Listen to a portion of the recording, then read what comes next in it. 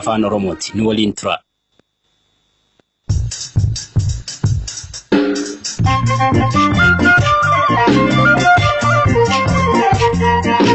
Akka moltan dhaggeeffattoota keenya sagantaa BBC har'aan godinaalee lixa Oromiyaa keessatti hidhamuun namootaa itti fufu.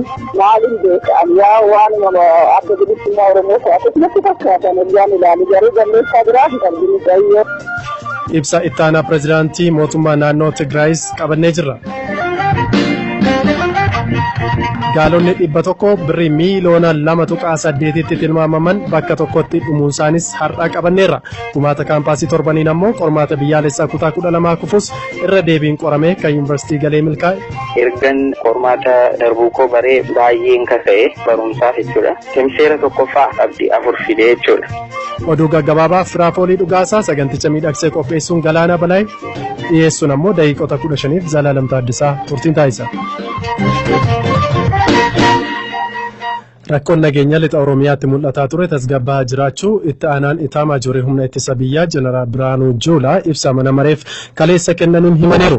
Gama biraan ammoo godinaalee Wallaggaa Arfan keessatti namoota kanaan dura mana hidhaa turanii dhiifamaan bahan abbootii gadaa fi jiraattotni tokko yakkaan shakkamuun hidhamaa jiraachuu namootni BBC'n dubbisee himaniiru. Galaana Balaay.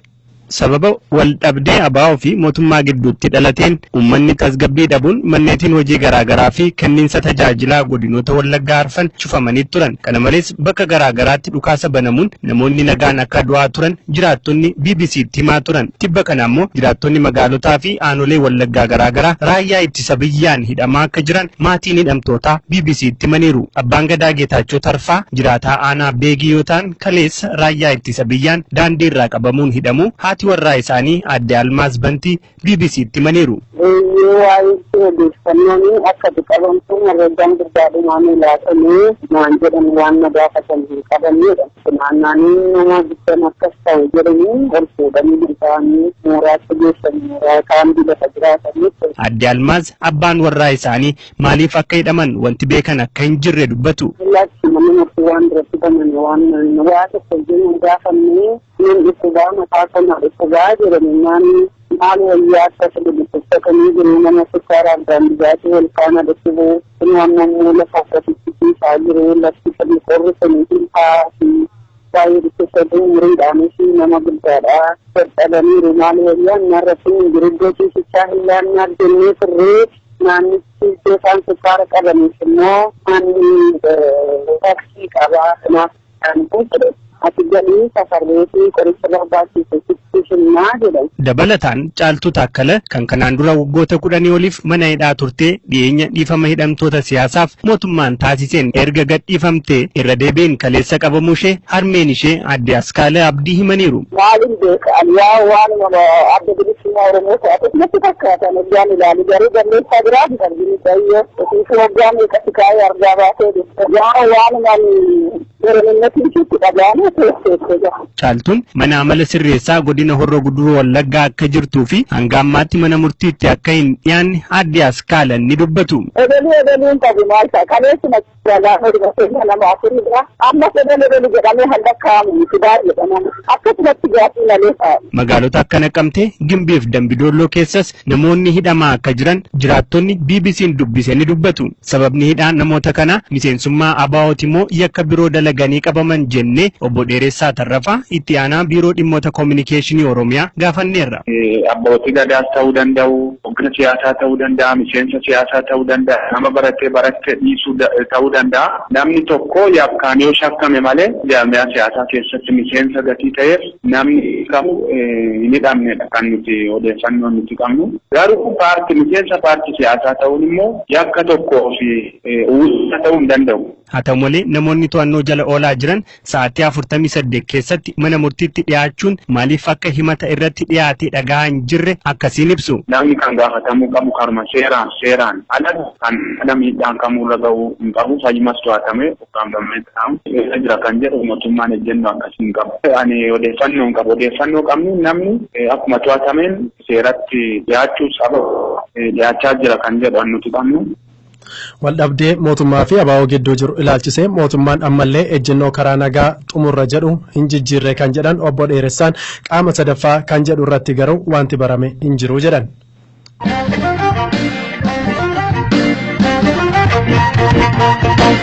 Pirezidaantiin itti aanaa naannoo Tigraay Dr. Dabratsiyoon Gabra Mikaa'el ibsa kaleessa Tigriffaan kennaniin Tigraay keessa dargaggoonni sochii waraana raayyaa ittisa biyyaa bakkaa bakkatti socho'aa jiru gufachiisan sirrii akka hin taane himan. Dhimmichi dhimma mootummaan naannoo mariin furuudhaa jedhan. Daangaan Zaalambassaa cufamuu irratti ibsa gahaa kennuu baatanis banamee sirni hordofamuu jiraachuu qabas jedhaniiru.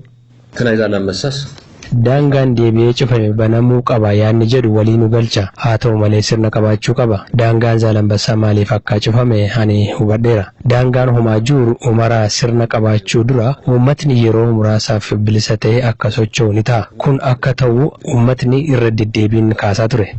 Banamuu daangaa Hajar Humaraa irratti Dr. Dabratsiyoonii fi Pirezidaant Isaayaas harka wal qabatanii mul'ataniiru. Gaaffii gaazexeessitootni nagaa buustanii jedhanii gaafataniif Dr. Dabratsiyoon akkas jedhan. Eeyyeen amma deebinee gara waraanaa fi walitti bu'iinsaatti akka seennu wanti sababa ta'u hin jiru. Banamuu daangaa darbee firooma Tigraay fi Eertiraa irratti Pirezidaant Isaayaas waliin bal'inaan mari'anneerra. Miira walgaareeffannaa Eertiraa fi naannoo Tigraay gidduu jiruun dabalataan Dr. Dabratsiyoonii fi Pirezidaantii naannoo Amaaraa gidduu mufiin akka jiru himamaa ture. Dr. Dabratsiyoon dhimma kanarratti akkas jedhan.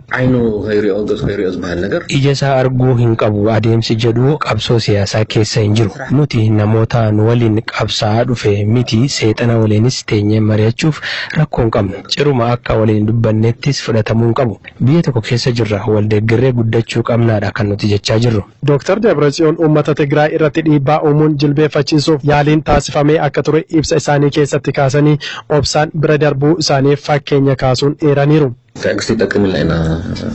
Obsuun keenya nu fayyadeera. Osoo obsuu baanne gaafaaf mootummaa federaalaarraa osoo nuti hin beekin tasa hidhattoonni buufata xiyyaara Alulaa Abbaa Naggaa qabatan sana waraanni jalqabee ture. Qaamni hidhuu dandeenya ture garuu dhumni isaa maal ta'a ture tilmaamuu nama rakkisu. Nuti meeshaa waraanaa osoo hin taane warshaatu nu barbaachisa. Buufati waraanaa raayyaa malee nuun hin ilaallatu jedhaniiru bulchaan itti aanaa naannoo Tigraay Dr. Dabratsiyoon.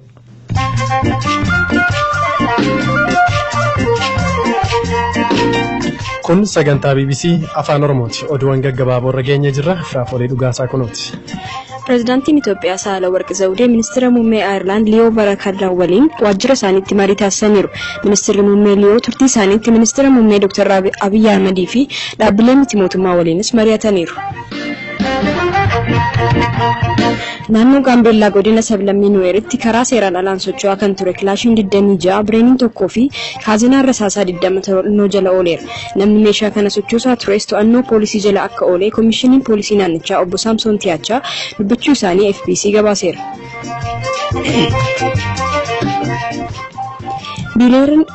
Biliyeenarri dhalataa Sudaan Moo Ibrahim manni murtii yakkamtoota idila addunyaa ICC pirezidaantiin Sudaan Omar al-Bashir yoo nagaan aangoo gadhiiseef himannaa irratti dhiyaate dhiisuu qaba jechuun BBCtti himeera.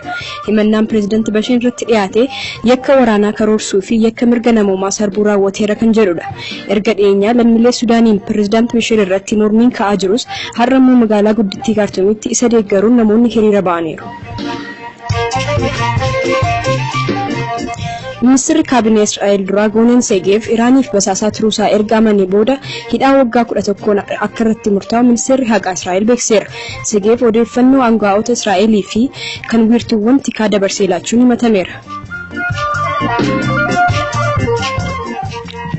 Taphataan Liverpool Mohamed Salah taphataa cimaa Afrikaa bara 2018 ta'uun filatameera. Salah badhaasa kana kan argate taphataa Liverpooliif Senegal Sadio Mane fi taphataa Arsenaaliif Gabon Pierre Aubameyang injifachuun. Maaltaan biyyootii gamtaa Awurooppaa 8 waliin godaantota 49 hedduuf galaana irra turan hirmaatanii fudhachuuf waliigaltee irra geesseetti. Ministeerri muummee Maaltaa Joosef Moskaat biyyooliin kun Jarmanii, Firaans, Poorchugaal, Ayirlaand, Roomaaniyaa, Luksemburg, Neezerlaandii fi Itaalii ta'uu ibsaniiru. Meeshaan hambaa durii Gibxii karaa seeraan alaan biyyaa fudhatamee London galma agarsiisa gurgurtaaf baafametti argamee biyyatti deebifamu qondaaltonni ibsaniiru. Inni kun marsariitii agarsiisa gurgurtaa taasisan irratti barbaacha taasifameen argamuu isaa ministeerri hambaa Gibxii dubbataniiru. Oduu irraaf qabadhe kanuma zalan. Galatoomii Firaafool.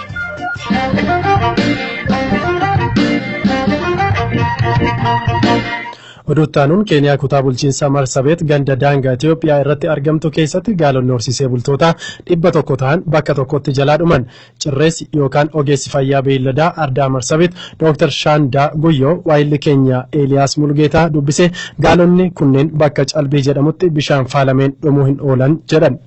Amma namni adeeme laalee warri sirkaala dhaqee laalee waan gaalii sun irratti hobba'ee bisaallee fuudhanii gaalsullee dhiigfaa waan akkasuma garaa keessa fuudhanii akkasitti laboratorii sirkaala guddoo Naayiroobii geessanii laalanii ag waan sun laalanii wanni kun waan kan jedhanii dandeenyee afaan guutannee wanni kun waan kanatti gaalsun geessin jennu ammoo akka herrega keenyaatti waan water poisoning jedhan ka bisaan horiin dhugsuun kitti ta'anii jira. Amma dura wanta akkasii ilaaltanii isin qunnamee beeka? Duraalleen wanni akkana arda Marsabeeti kan keessa yaa arganii laf tokko kargii jedhanii kargiin tulda fireedilaatii fi namoota saaqum ardum Marsabeeti kee jirti laf sulle keessatti ganna 10 ka dabre reen 1,000 dhumte sulle wama nitrate poisoning sun jedhanii akkasii agarre ammoo arda amma kalee gaalii keessatti obbaay sulle guyyaa duraallee loona jaad dhume. Gaali tokko amma naannoo Marsabeetitti hagam baasa laata? Gaalii akkuma ganni walit jiruun beesellee walit jirti. Ag beesse keenya gaafii nag shilinkii 100 bakka 120 jidduutan keessin jirti. Eeliyaas Mulgeetaa galateeffannaa Marsabeet kutaa bulchiinsa Keeniyaa Oromoon Booranaa hedduminaan keessa jiraatuu fi irra jireessi isaanii horsiisee bulaa ta'anidha.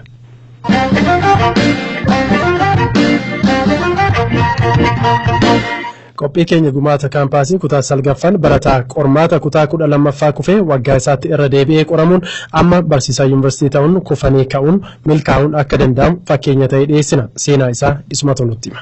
Maqaan koo Lammii Sileshiin jedhama. Kanan aladhee guddadhee godina Horroo Guduruu Wallaggaa magaalaa Shaambuu keessattidha. Barnoota sadarkaa tokkoffaa mana barumsaa Shaambuu Moodeelittan baradhee sadarkaa lammaffaaf qophaa'inaa Taccuma magaalaa Shaambuuttiin baradhee ture. Ani baay'ee qo'achaan ture garuu akkuma carraa ta'ee qabxiin naannofne ture bara sana jechuudha. Qormaata biyyoolessaa kutaa 12ffaa jechuudha. Egaa waggaa sana guutuu obboleessa koo bukkee taa'een hawaasa jechuudha.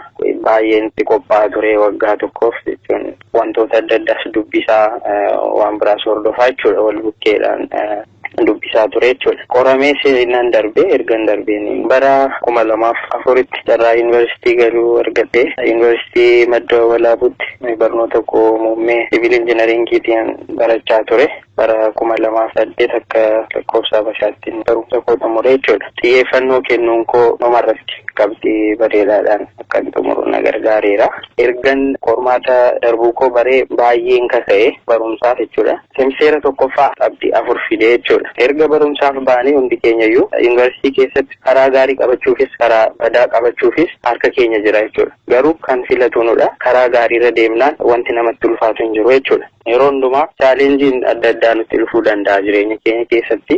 Chaalenjii nutti dhufu kana haala gaariidhaan fudhannee isa booruuf yaaduudhaan gara fuulduraatti deemuun baay'ee gaariidha. Abdii kutuun hin barbaachisu jireenya keenya keessatti. Kaayyoon koo akkuma nama tokko baradhee iddoo guddaa ga'ee ofii koofis maatii koofis biyyaafis bu'aa akkan ta'u nan amanan ture. Isa kanas abdadheen itti seene ergan yuunivarsiitii galee barnoota koo sadarkaa digirii irratti daangessuun barbaadu ture durumaa kaasee jechuudha. Barnoota koo digirii lammaffaa digirii sadaffaa akkasuma itti fufuuf baay'een yaada ture. Akkasuma immoo kunoo iddoon amma jiru akkuma yaadee ta'aa jira jechuudha. Digirii koo lammaffaa barachaan jira jechuudha. Ani yuunivarsiitii barsiisuun barbaada ture. Yuunivarsiitiin Bulee Horaa beeksisa baasee nan galmaa'ee qormaata dhaqeen qoramee darbee achi hojii eegalee jechuudha. Semisteera 3 barsiiseen karaa skoolaarshiippii karaa ministeera barnootaa yuunivarsiitiif kennama. Kana carraan kun dhuftaan carraa kan argadhee amma biyya Raashiyaa yuunivarsiitii Rudan jedhamu keessan jira jechuudha. Muummee Computational Civil Engineering jedhamuun barumsa koo jalqabee jira amma. Kanarratti dhaabuun barbaadani barumsa koo ganaan itti fufaa jechuun barbaada dhumarratti. Dhaggeeffattoota keenya sagantaa keenya irraa asumarratti xumurreetti kan jirru marsariitii keenya BBC News Afaan Oromoo daawwadhaa. Sagantaa irraa qopheessuun Galaanaa Balaa isiniif dhiyeessuun immoo ani Zalaalam Taaddasaa turtii taasisneerra horaa bulaa.